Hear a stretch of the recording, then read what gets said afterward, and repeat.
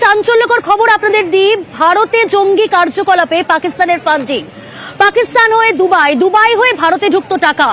সাপ শেখের আত্মীয় সাজিবুল ইসলাম তাকে গ্রেফতার করেছে এবং তার অ্যাকাউন্টে ঢুকেছে টাকা। এখনো চাঞ্চল্যকর এই তথ্য সামনে আসছে। আরো ডিটেল আপডেট দেব। প্রণব রয়েছে আমার সঙ্গে। প্রণব, ভারতে জঙ্গি কার্যকলাপের জন্য পাকিস্তানের এই ফান্ডিং এবং পাকিস্তান থেকে দুবাই হয়ে ভারতে ঢুকতো এই টাকা। সাজিবুল ইসলাম, যাকে ইতিমধ্যে গ্রেফতার এবং আদালতে পেশ করেছে, তাকে জেরা করে কি কি তথ্য সামনে আসছে?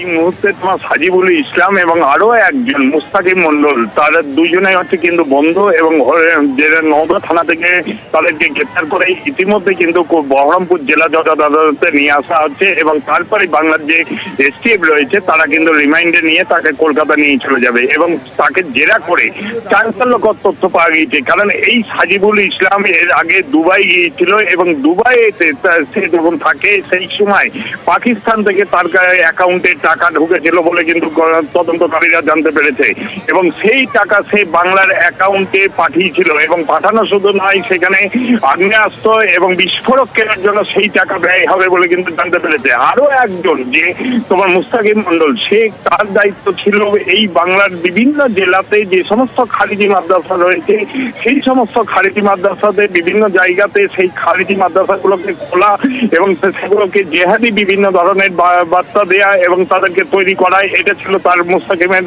কাজ।